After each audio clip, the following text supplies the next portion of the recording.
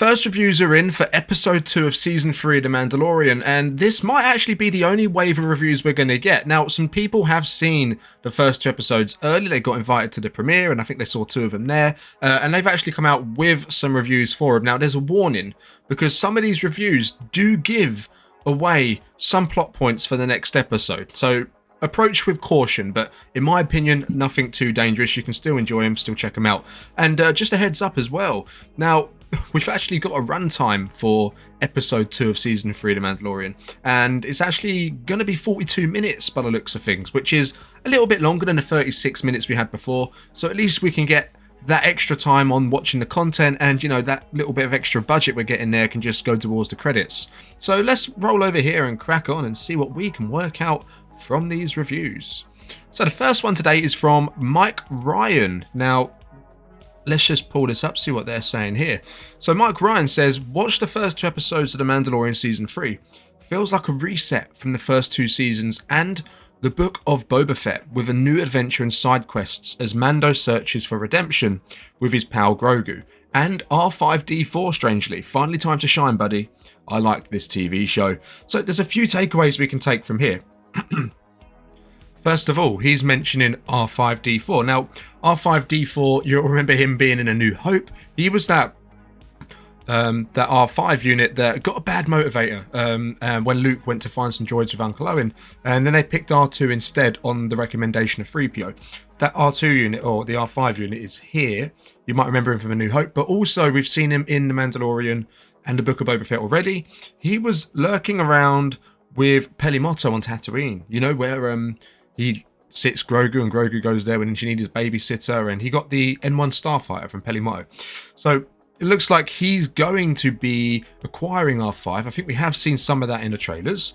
Now, the way I can see this going is, you know, Din Djarin at this point in time is looking for a memory, is it a memory unit for the IG-11 droid?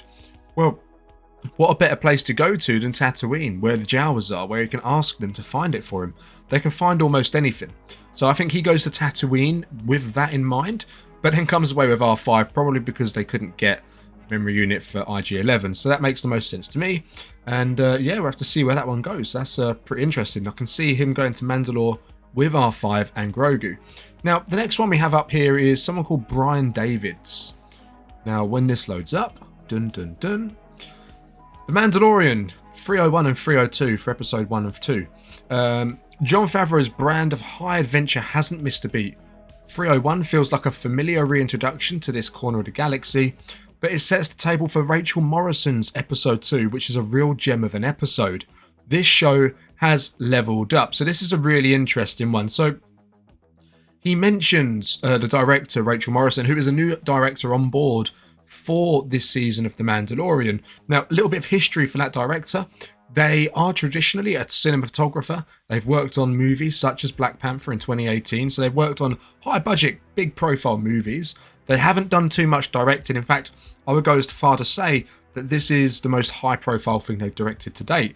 But she has worked before with the executive producer of The Mandalorian, Rick Famuyiwa, and I do apologise if I butchered that name. So he must know what she's about, and she comes in, and according to this review, she hits the ball out of the park, you know. So I'm really looking forward to seeing what she's got to offer. Really optimistic. I think it's going to be a good one. So let's move over to the next review. Didn't cough until I started making this video. That's how it goes, isn't it? So this one is from someone called Jack McBrien. Now, he goes on to say, love the first 2 episodes of The Mandalorian. Really strong start for season 3. Action scenes were tense. The set pieces, especially in episode 2, looked fantastic. And the score is killer. Katie Sackhoff as Bo-Katan sealed herself as a fan favourite after episode 2. Loved her. So really good action by the looks of things overall then. But what catches my eye most of all is that comment he's put at the end there about Bo-Katan. What does Bo-Katan do? I mean, because in episode 1, she seemed quite resigned to giving up on Mandalore. You know, it's kind of just done. Her forces have melted away, in her own words, after she didn't return with the Darksaber, which Din Djarin has. She seems pretty defeated in her mission to bring Mandalore back. I don't even think she knows what to believe anymore. Is the planet poisoned? Is it not? I think you just have to catch her on a certain day of the week to get a different answer, in my opinion, at this point in time. But what could she do? I mean, could she get this kick, this energy, and go out to find her crew, to bring them on board to help Din Djarin go to Mandalore? Would that be something she does? Would she finally accept Din Djarin as her equal, rather than looking at him as kind of like, you know, someone who's in the way, someone who accidentally holds a darksaber and ruins all her plans? You know, I think she harbours a bit of resentment for Din Djarin because of the faction he's a part of and what they did to Mandalore in her point of view previously. So is she going to be a potential issue for Din Djarin, or is she going to really help him? From this comment here, I take it as in Bo-Katan's going to do something that is really going to cement her place as a hero in live action Star Wars. So really optimistic. I'm really looking forward to seeing what she has to do in this one. So the next review is from someone called Jacob. Now let's take a look at what Jacob's had to say. Just finished the first 2 episodes of The Mandalorian Season 3 and it already feels like the game has changed for this series. Wider scale, more exploration and cooler aliens. These 2 episodes have all of that and more and set up some exciting stuff for the rest of the season. So, wider scale. Because you kind of think at the moment, we know where they're going. They're going to go to Mandalore, but is there something else? Is there something else? I am kind of hearing that, you know, you think the story's going to go one way, but that's not the whole story. We've been led to believe, you know, it is going to be solely Din Djarin redeeming himself on Mandalore, but there is more to it than that. There is a much bigger picture, even within that story itself. And I don't know what that bigger picture is. I mean, one would think it would be Thrawn, but I mean, you can't rule anything out at the moment. I think there's going to be a lot of twists and turns in season 3 of The Mandalorian. So the one thing that I would say, where he comes up to here and he says, set up some exciting stuff for the rest of the season.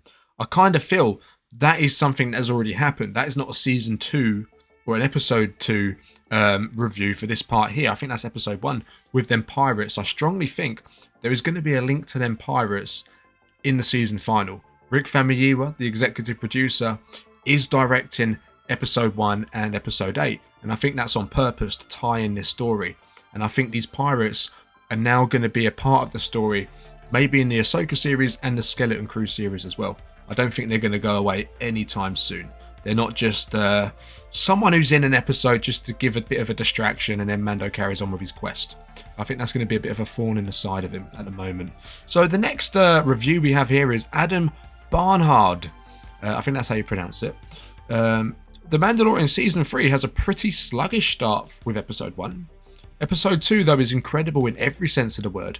The Mandalorian lore is some of the most interesting storytelling in all of Star Wars, and boy howdy, Episode 2 is such a delight. I have to say, Adam, buddy, I strongly disagree with that statement at the top here. Sluggish start with Episode 1. I thought Episode 1 was a banger. In my opinion, it was actually better than the first episodes of the other 2 seasons we had. So that's just my opinion. Bit of a debate there, guys. Let me know in the comments how you found Episode 1. But he goes on to say Episode 2 is incredible in every sense of the word. So it makes me think, you know, if he thought Episode 1 wasn't great, then what are we in store for Episode 2? I mean, I just can't wait to find out, to be honest with you. So let's have a look at the next one. We've got here Roxy Stryer. Now, just watched Episode 1 and 2 of The Mandalorian. Season 3 and the show once again proved Mandalorian is always going to be my kind of Star Wars. Episode 1 was a good welcome back, but Episode 2 really got things going. Looking forward to Episode 3 after a wild ending. So I think these reviewers, they only saw the first 2 episodes of The Mandalorian. I don't know if anyone has seen Episode 3 apart from the people who have worked on it. Maybe we'll find out a little bit more in a couple of days' time. At the moment, though, I think it's just the first 2 episodes, which is pretty cool. So we're all going to go into it like kids on Christmas Day come next week or the week after. So that seems pretty dope. There's not too much to really break apart there on that part, but all looks good. Let's look at the last review on here. This is from Griffin Schillier. First 2 episodes of The Mandalorian are some of the best, if not the best, in the whole series. Now, again, I think he means Season 1, Season 2. I don't think they've watched anything past Episode 2 of The Mandalorian Season 3. So don't think once you get past these 2 episodes, it's all going to go downhill. I don't think that's the intention in there at all. Episode 2, especially episode 2, everyone's hyping up episode 2. So wow. Rachel Morrison is the MVP. The show has never looked more cinematic. That might help because she's a cinematographer. Yeah, so we're going to see the benefits there. Finally, there's focus, a compelling exploration of tradition and faith as seen through Din and Bo. So we know Bo-Katan is going to be in episode 2 as well. Then she's not going to do go missing, MIA for a couple of episodes, and then she comes back. So we're going to get Bo-Katan. We're going to go Tatooine off the back of finding R5 and getting R5. So we've got Tatooine, Bo-Katan, R5. From these reviews, we've got 3 pieces of information. I mean, we didn't know. We didn't have a clue, really, we was going to go back to Tatooine this soon. Does that mean Boba Fett's going to show up in episode 2? Potentially. If he's going back to Tatooine, why wouldn't he talk to Boba Fett about Mandalore? You know, he did a favour for Boba Fett in the book of Boba Fett. On the house, he helped him with the Pike Syndicate. Maybe it's time for Boba to return that favour. And I think maybe episode 2 could be his introduction to it. We might finally find out what happened to Cobb Vanth as well. What state's he in at the moment?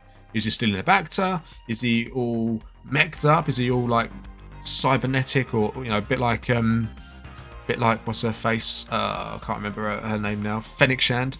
Has he gone kind of down that route? So there's a lot of questions. There's a lot of questions more than actual answers. But exploring tradition and faith, that's quite an interesting take. So we'll have to see what happens on that one. But yes, they're the reviews, guys. Thanks for watching. Remember to subscribe, leave a like. Catch you in the next one. May the Force be with you.